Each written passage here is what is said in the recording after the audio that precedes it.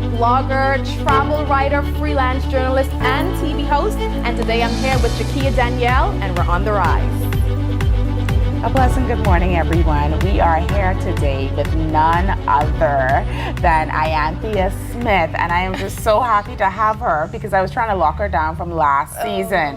Okay, but our schedules just fighting against one another. So Ianthia, how are you today? I am great. Thanks so much for having me. No problem. And you look like a bright, sunny Saturday morning this morning. Thank you. You still have that glow on you. You just recently got married, Yes. so you still have that newlywed glow. I feel it. And you look like you're trimming, girl. Like, I mean, like, I can see angles. What? I can see angles all around. As bad as I've been eating over the past couple of months. Oh boy. Good metabolism. So I wanted to have you here, basically because, you know, you are like someone that everybody looks up to in the industry. I know I've heard your name in past interviews. I just want to shout out to Nikki J. We talked about you in our interview last season. And so just tell us about, she would have been one of the persons that talked about, you know, how you helped her along the way. I watched her episode. Right, and so a lot of other persons say the same thing. Tell us about what you do, how you got where you are today, and let's just basically go from there.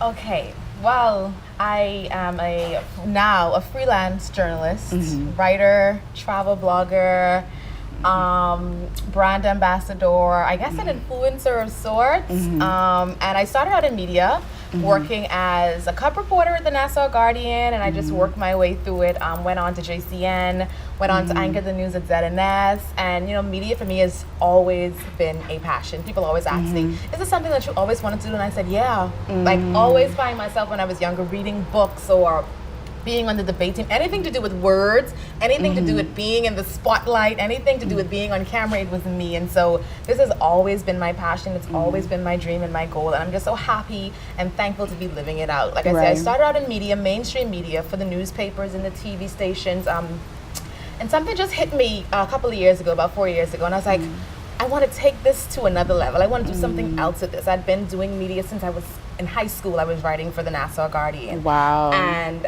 it just hit me one day, and I'm like, I need to branch out. I need something more creative. I need something a little bit more flexible, something that's, you know, reflective of me and who I am. And that's when I just quit my job from JCN, being the TV anchor there. And I was like, you know what? Wow. I want to branch out into being a local entertainment journalist. But hold on. You wasn't scared, like, we all have that thing where we just want to do we just want to tap into our creative side, whatever the industry is. Right. But you weren't scared, like there weren't responsibilities holding you down from not doing that, or just being a little bit more cautious with it? Yes, I was afraid, and I always tell people I had no jobs lined up. I had no interviews set up after. I had nothing but a dream and support of my family. And at the time, he was my boyfriend at the time. And I already had, even when I was working, I'd already had these platforms, like these skeletons going. So I had the click going, I had a mouthful going, and I could see the potential. I could see the need for it, you know, locally. And I'm like, you know what? Let me leave and work on these. Let me leave and work on my blog. Let me work on these 2 TV shows and just see where it goes from here. And I always said to myself, you know, if it don't work out, I can always go back to work. Right. Thankfully, I haven't had to so far. But yeah, it just literally started off with me just wanting to do something different, wanting to tap into my creative writing side. I was watching these bloggers and these freelancers just get gigs and jobs. And I'm like, how are they able to work from home, still make a living, but do what they love? And I was like, you know what? I'm just going to find out myself. Right. And you mentioned the click. Tell us about some of the things that you ventured into yourself that you had set up for you. Right. So even when I was on and I wrote a blog about this called You Don't Have to Quit Your 9 to 5 to Be a Girl Boss. Right. I was girl bossing even before I quit my job. So while I was working at JCN, I started, a friend and me started the show called The Click. We wanted to bring the entertainment lifestyle, you know, to forefront. We've seen other people who were doing it, and we saw some stuff, and we were like, you know what, we could do this as well. We had chemistry, so we decided to put together this little TV show, 5 minutes, you know, called The Click, where we go out and we interview local celebrities, go to events, or even international celebrities who may be in town. We find them, we interview them, just to give Bahamians something different to watch. And for us, it was something different to do, because we'd been so enthralled in the murder and the politics, and I just needed a creative outlet. And so we started The Click. It was a hit. People loved it. It was something different to do. And then after that, my husband now and I, we thought, we love food. We love to go out to eat. We love to travel just to eat. Right. And so we were like, you know what? There are so many dope local spots that serve food here that people just don't know about. Like, we find them. I don't know how we find them, but we find them and wanted to share that with people. So we're like, you know what? Let's find a host. Let's let this host take us on this journey of food throughout the Bahama Islands, and let's just find these restaurants. So we started A Mouthful. And when I saw the response to that, so now I had these 2 shows going that people were loving and people were, you know, just wanting to get into. And I'm like, you know what? This could be it. We could do these local TV shows. People in America could do it. We could do it here as well. So that was literally the start of those 2 shows. But okay, you say the start of those 2 shows. How do you, and I'm asking you this because you are just, you know, like I said, people look up to you. And so I have to ask, how do you even start that? Like, what is your first step? You write it down on paper. Yes. You have conversations with persons in the industry. You talk with your family. What are the steps? Like from 1 to 10, 1 to 5. What do you do to get it off the ground and get it off the ground successfully? Right. So for me, I have a little bit of OCD.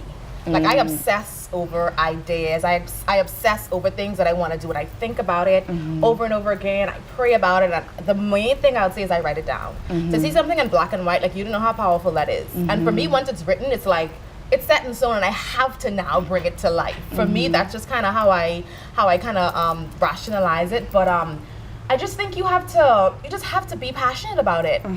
Again, I think I share a lot on my blog, and I wrote something recently called "You Can't Be Passionate About a Dream That Wasn't Yours to Begin With." A lot of people, they can't figure out why they could never get something off the ground, or they can't figure out why it's not working, or why they're doing it but they just don't feel it. Is it your dream in the first place?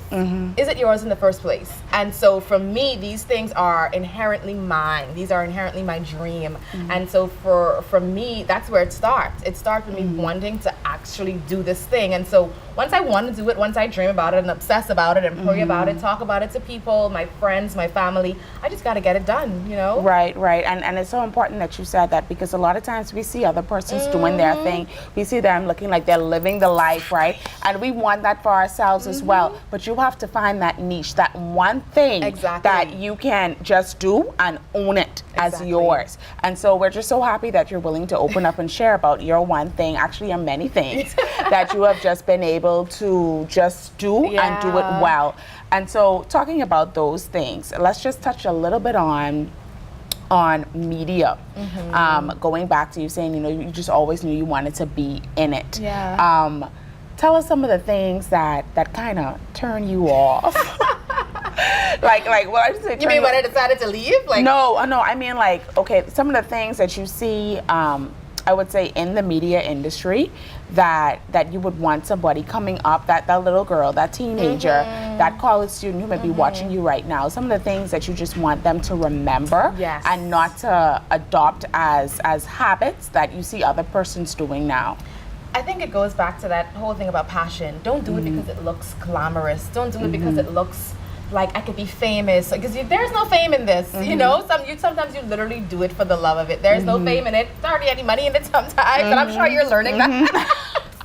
I'm sure you're learning that. Exactly. So don't do it because it looks good. Because other people make it look good. Because, you know, you see them in makeup and heels all the time, or you see them at events. It's like, don't do it because you see other people. Do it because you really, really love it. I think that's one of my pet peeves. People getting into the game and, you know, getting into this media thing, and they don't really love it. They do it just because of how it looks. It's a thing. That's my It's pet a thing, peeve. you know? And it really doesn't come off well when you do it like that. Exactly. You can tell. It's almost like you're looking at it and it's like, something's missing. Something right.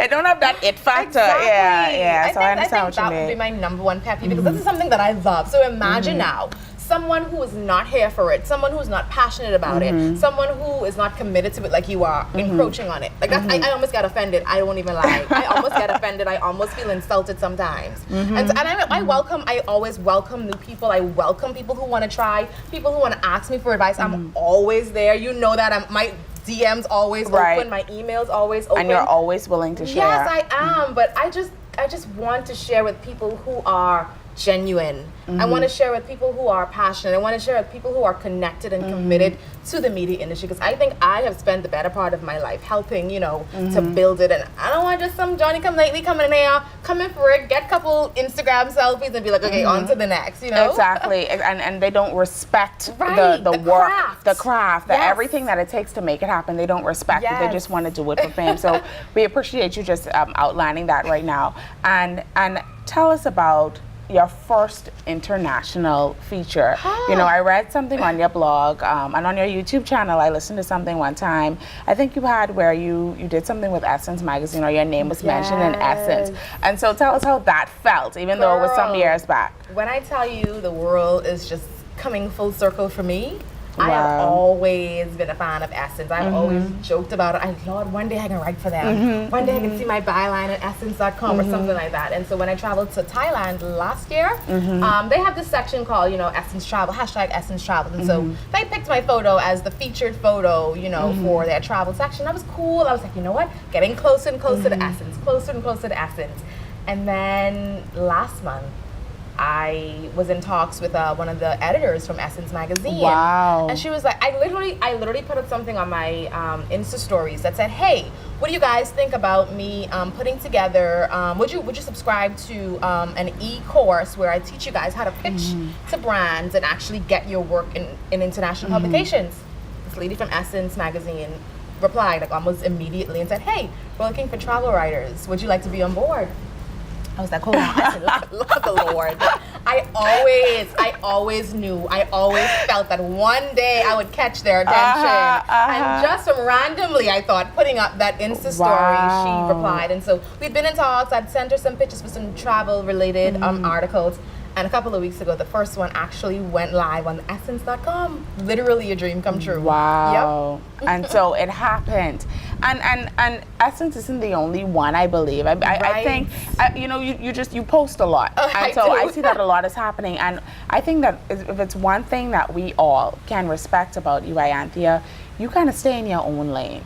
You don't, the social media world is just a little clicky. It's a little clicky.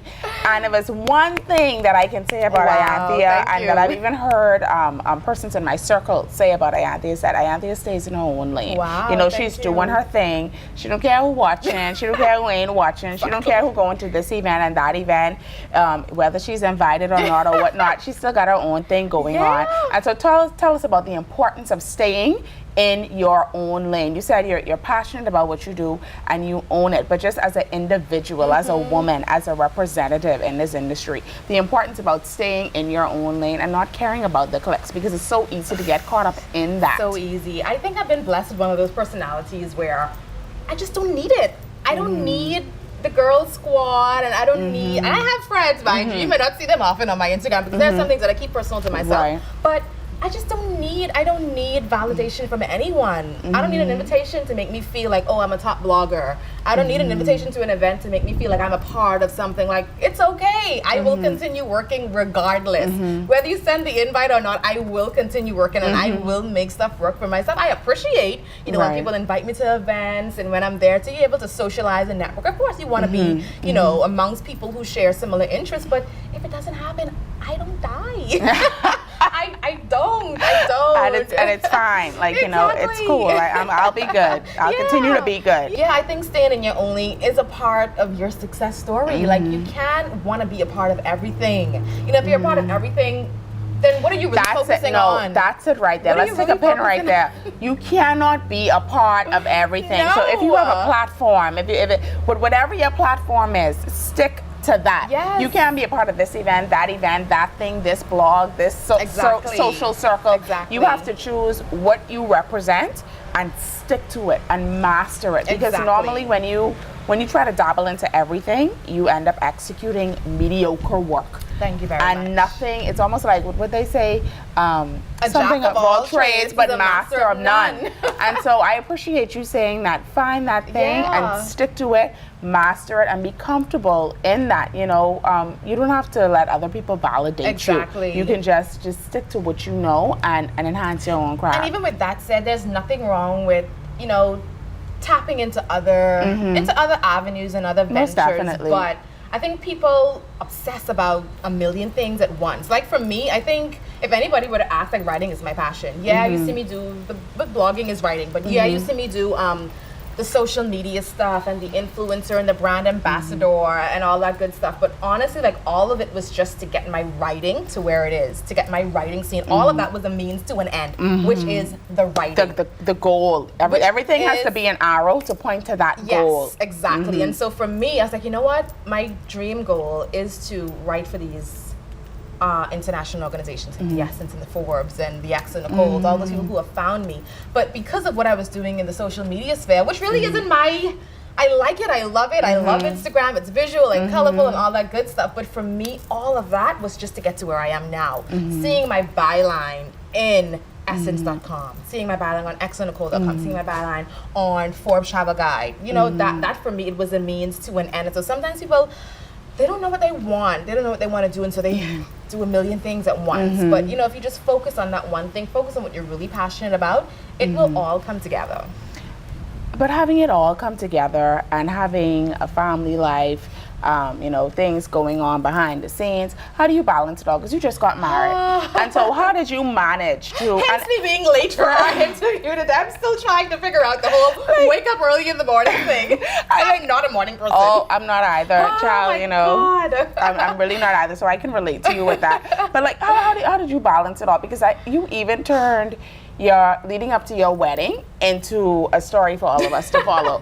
And so how did you, like, I know what it is like to plan your own wedding. I know what it is like to be involved in helping someone plan their wedding. So, because I have friends who got married just recently. So to deal with that and all the chaos that's going on and still find time to write about it, because like, child, somebody just close down their laptop and say, I can't deal with it. I had to do that though. I literally, because see, for me, blogging and social media, that's a part of my work. I had to actually take a vacation from that.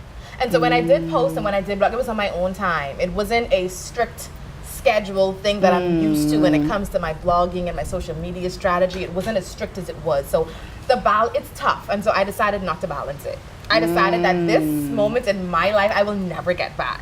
And so I will not jeopardize that by trying to juggle these two things. So I just have to put down the work. So you always measure your priorities. Yes. That's the part how you keep it going. You always weigh things out and you prioritize. Definitely. I had to put the work down for a minute.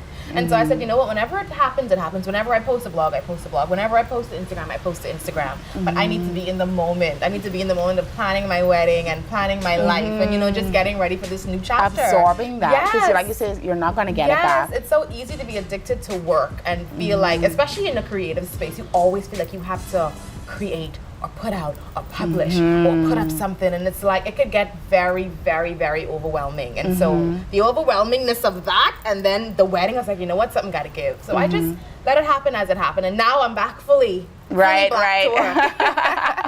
So what can we expect next from Ianthia? When we hear the name Ianthia, I'm sorry, Ianthia Ferguson, not Ianthia Smith. Or are you doing the Ianthia Smith Ferguson? I mean, I don't know what Fernando is allowed. Okay. Okay, because I'm not allowed to do that either. You know, you have to like literally drop that name, you know. My good old Smith, but it's fine, you know, by all means, I am down for it. Yes, I am Ianthia Ferguson. So what can we expect from Ianthia Ferguson moving forward? Boy, I am. Or are you going to keep us in suspense? But just give us a little sip. Yeah, well, I am still trying to write. I am still working with my networks that I have made, my connections that I've made with Essence and with Forbes Travel Guide and with X and Nicole. Still will definitely be publishing there. Putting up more blogs, putting up more videos. I'm wanting to do more e-courses now. Because if I show you my email, if I show you my DMs, if I show you my Twitter inbox, like question after question, how did you do this? How did you get this? How did you land this? And I'm like, you know what, let me just put it all together. And so I am working on an e-course. I can't say exactly when that's going to come out. It's going to be a while, but working on an e-course just to help writers out there who want to get their works published internationally, just to tell them, you know, my journey, how I made it work for me, some of the things that I did, just to put that in a comprehensive little online course. So I think that's my next immediate project. That is excellent, and I like how you're so willing to share. You're not like holding back. No, you're not like I'm not gonna tell you. Like you're willing to share and help others, and I think that is that's very nice of you. Yes, thank you so much. So yeah, it's that. And just more blogs and more videos and just working. You know, the Rising Sun Morning Show comes back, or it's back now, so a lot more shooting time, just getting back into it. Excellent, excellent. So I want you to look into the camera to answer this last question. Okay. Would you say that in 2018, going into 2019, you are on the rise? 2018 has been my year of the rise. From the wedding to the Forbes Travel Guide article, the Essence.com article, excellent, all in 1 year. Like, I am still bewildered. I'm still flabbergasted, still so overwhelmed that all of this had happened in just 2018. And so, yes, going into 2019, I'm definitely on the rise.